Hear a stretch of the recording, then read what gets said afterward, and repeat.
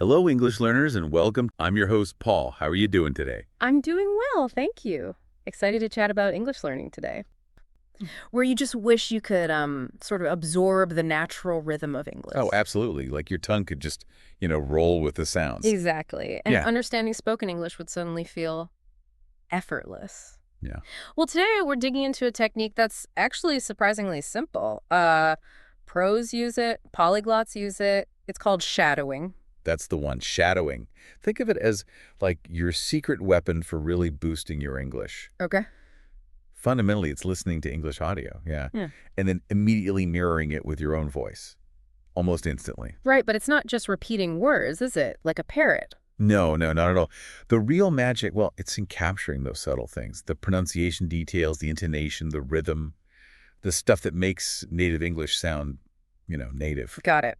And imagine the confidence boost. When you start speaking with a smoother flow, understanding chats more easily. Hmm. So shadowing isn't just repetition, it's training your ear and your mouth together. At the same time. I got that. Exactly. So our mission today, give everyone listening a really clear, actionable roadmap. How to use this technique to genuinely transform their English. Let's do it. So first things first, what is shadowing exactly? Okay. At its heart, it's a language learning method. You listen to someone speaking English, Native English, right. preferably, yeah, native speech, Mm-hmm. and you repeat what they say almost straight away. No pausing. The name shadowing makes sense then? Like you're sticking right behind someone copying their moves? Precisely. But here, you're copying sounds, the music of the language. Like being an echo, maybe? Hear it, bounce it back? That's a great way to put it, an echo. Let's try a quick demo, like the examples we looked at. Okay, sounds good. I'll say something short. You just shadow me. Ready? Ready? Learning new languages opens up amazing opportunities. Learning new languages opens up amazing opportunities. Perfect. See, you didn't just repeat the words. You mirrored the ups and downs of my voice, right? The emphasis, the flow. Yeah, tried to catch the rhythm. That's the core of good shadowing. And what's interesting is there's not just one rigid way to do this. Our sources mentioned a few different styles. Oh, yeah?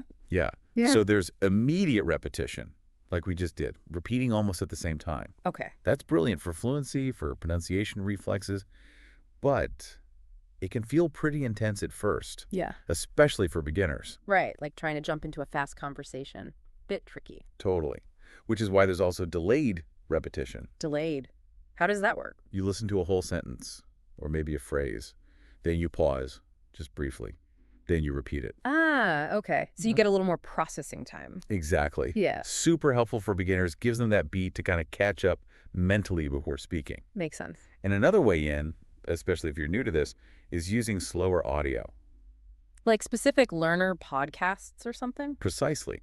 Or audiobooks designed for learners. Mm. The speech is clearer, maybe it's slower, builds accuracy, builds confidence, without feeling, swamped. Okay, that sounds very practical.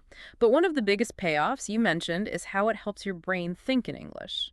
Stops the translation habit. Yes, that's a huge one. You're essentially forcing your brain not to translate from your native language first. So you're training your mouth and brain to work together in English. Directly. The more you do it, the more automatic it becomes. It builds those direct pathways for English in your brain. Fascinating. Okay, so we know what it is, but let's get into the why. Why is shadowing such a powerful tool? What's really happening under the hood? Well, okay, the big one is pronunciation.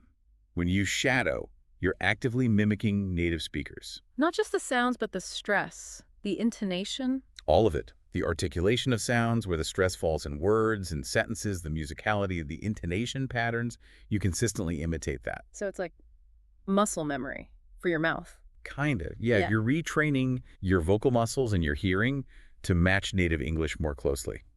Like learning any physical skill, repetition builds that memory. It's like learning a song's rhythm, isn't it? You listen, you try to copy the beat, the tune. Exactly that. You're doing the same. But for English, sounds and flow, you're not thinking about how it should sound. You're just copying what you hear. Right, physically replicating it. And building on that, it's amazing for stopping that mental translation habit. Ah, yeah. Where you think in your language first, then translate.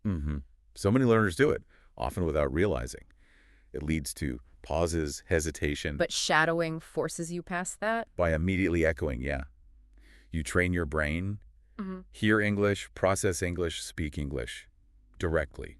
No detour. It builds a more direct link, input to output in English. Precisely. So when you're in a real chat, you're not mentally building sentences elsewhere first. Leads to faster, more automatic speaking. Definitely. And what's really neat is that it works on two skills at once, listening and speaking. Oh, right. Because to copy accurately, you have to listen really carefully. Super carefully to all those little details, intonation, rhythm, pronunciation, nuances, So you're sharpening your listening comprehension. while actively practicing the speaking part, trying to match the sounds, the rhythm. It's a virtuous cycle then. Better listening helps shadowing. Shadowing improves speaking and listening. You got it. You're training your ear for how English really sounds in conversation, while practicing making those sounds yourself. And all this builds confidence, right? Getting used to hearing your own voice speaking English. Absolutely. It might feel a bit weird at first hearing yourself. That's totally normal. Yeah, I bet. But the more you do it, the more comfortable you get. And that makes speaking in actual conversations feel less daunting. Plus, it's convenient. You can do it alone. Anytime, anywhere. No need for a partner. It's like having your own personal speaking coach on demand. Okay, I'm sold on the why. So let's get practical. How do people actually do this correctly? Step by step. All right, step one. Crucial. Choose the right audio. It needs to be clear, natural-sounding speech. And importantly, at your level, or maybe just slightly above. So you don't get discouraged by something way too fast or complex. Exactly. Avoid frustration. Good sources are things like podcasts, audiobooks, maybe news reports, YouTube videos. And for beginners, you mentioned learner-specific stuff. Yeah, highly recommended. Look for things with accurate subtitles. Slow-speed English podcasts or videos made for learners are ideal starting points. Okay, got the audio? What's step 2? Step 2. Listen first. Just listen. Don't repeat yet. Why? To understand the words, yeah. But also to notice the pronunciation. Get a feel for the rhythm, the speaker's tone. It primes your brain. Lets you get familiar with it before you jump in. Right. Yeah. Then step 3. Shadow immediately. The echo part. The echo part.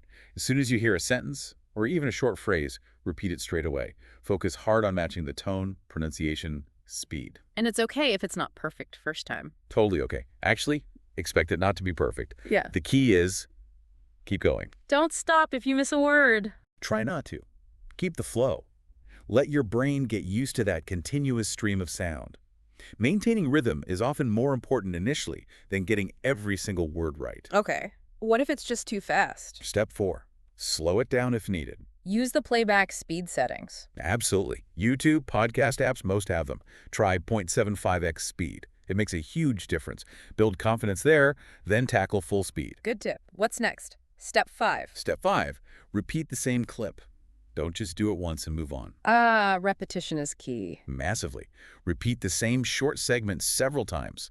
You'll notice your understanding improves, your pronunciation gets sharper each time. So stick with one short clip for a bit. Yeah, even for a few days. Practicing the same bit really helps it sink in, makes your speech sound more natural and confident on that specific material. Makes sense. Is there a step 6? Yep, step 6. This one's really powerful. Record yourself. Ooh, confronting, but useful. Incredibly useful.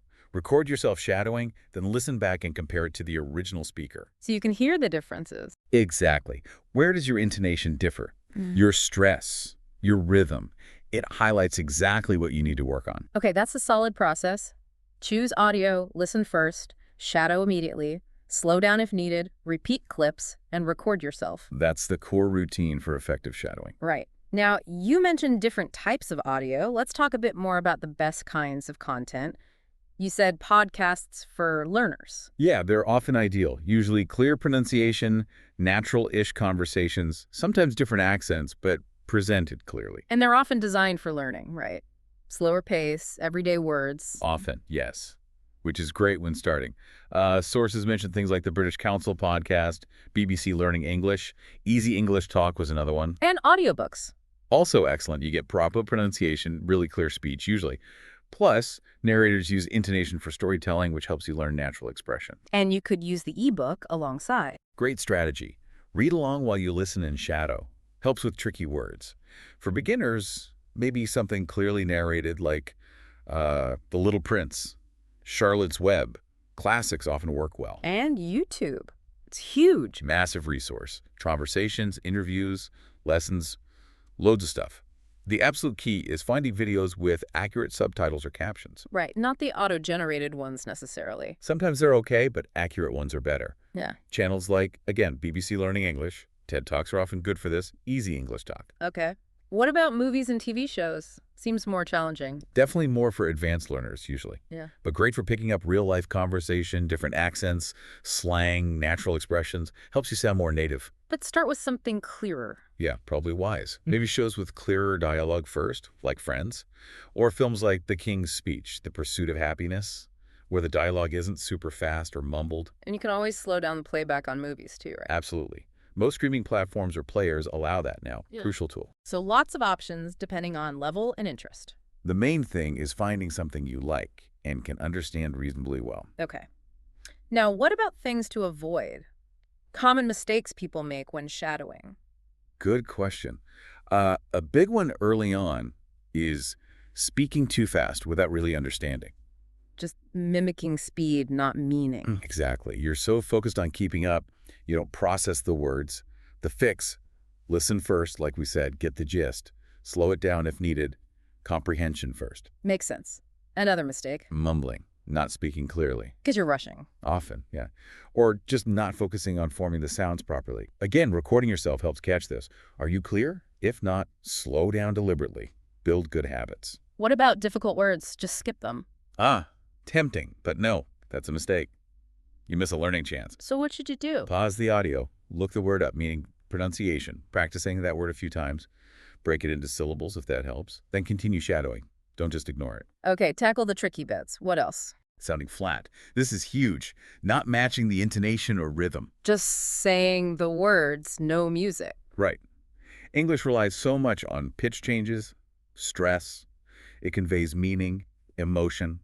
If you're monotone, you sound unnatural. How to fix that? Really listen for the ups and downs in the speaker's voice. Some people even find it helps to move their hand up and down with the pitch as they listen and speak. Get you feeling the flow. Interesting technique. And the final mistake. Giving up too soon. It takes time. Yeah, language learning isn't instant. Exactly. Shadowing works, but it requires patience, consistent practice. Don't expect miracles overnight. Improvement is gradual. Track your progress. Stick with it. Be patient, practice daily, track progress. Got it. So we know how to do it, what to use, what not to do. How can we make it more, well, effective? Maybe even fun. Keep people motivated. Great point. Well, to get people started right away, how about a challenge? Oh, I like challenges. We're proposing a 7-day shadowing challenge, just a week of focused daily practice. See what happens. Okay, how does it work? Simple steps. 1. Pick your audio. Short, interesting clip podcast, YouTube, audiobook bit. 2. Listen once, just focus on understanding. Right. 3. Start shadowing. Copy everything, pronunciation, rhythm, tone. 4. This is important. Record yourself on day 1, then shadow daily.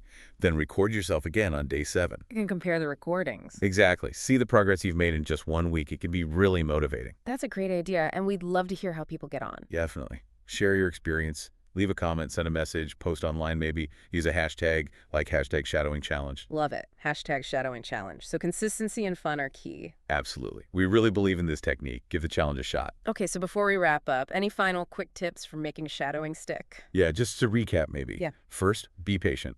It's a marathon, not a sprint. Yeah. Imperfections are normal. Okay. Second, practice daily. Even 5-10 minutes is better than a long session once a week. Consistency is king. Little and often. And third, maybe the most important, choose content you actually enjoy. If it's boring, you won't stick with it. Find something captivating. Makes the practice feel less like practice. Exactly. And just remember, every time you shadow, you're actively training your brain, your ears, your mouth, all working together in English. Every repetition is a step closer to more fluency, more confidence. Keep at it. We know you can reach your goals. Okay, well, that about wraps up our deep dive into shadowing. Yeah, hope that gave everyone a clear picture of how powerful this tool can be for pronunciation, fluency, confidence, the whole package, really. Don't forget that 7-day shadowing challenge. Give it a go. See the results for yourself. And hey, if you found this chat helpful, maybe share it with a friend, someone else learning English. Yeah, spread the word. And subscribe, of course, so you don't miss our next deep dives into learning strategies. Absolutely. And leave us a comment. We genuinely love hearing about your language learning journeys. We do. So thank you so much for tuning in today. Keep practicing, keep shadowing, and we'll catch you next time. Goodbye for now. Happy learning, everyone.